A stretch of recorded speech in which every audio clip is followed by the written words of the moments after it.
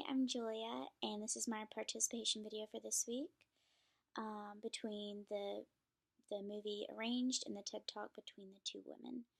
The similarity between the two are that with both videos, it shows two women who, from an outsider, look very different, are actually very similar in similar life stages and going through similar struggles. The difference is that the two mothers have both had to endure the loss of a son. The one through being in one of the towers during 9/11, and the other being one of the accused terrorists.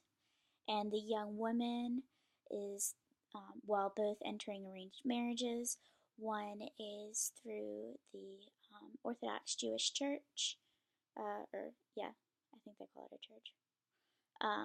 Sorry, and the other is through the Syrian Muslim mosque.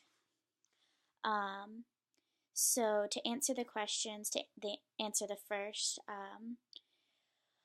the communication was similar, or the communication helped the young women become friends because they were both willing and open to listen to each other, and they weren't trying to change who they were or condemn their traditions and their customs. And the difficulties that they found were the prejudices of their community, especially the mother of Rochelle, or Rahael. I really don't know how to say her name, but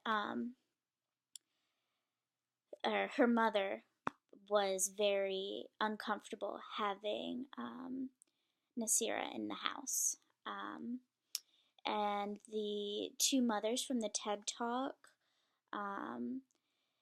their communication made it easier to be friends because neither of them walked into the first situation of their meeting in 2002 pointing fingers or making accusations. They were both, again, open and willing to listen to the other and finding commonality in their suffering. And it was difficult for them because of the then and still current tensions in the United States against Muslims, and especially her, with her son being one of the accused terrorists. And then the similarity between the two is that in both videos, they both showed open-mindedness and determination to see the person behind the stigmas that they had been taught from a young age. And the differences in the two communications were that the young women, it's just the style of communication. The young women were brought together by physical closeness, teaching in the same classroom.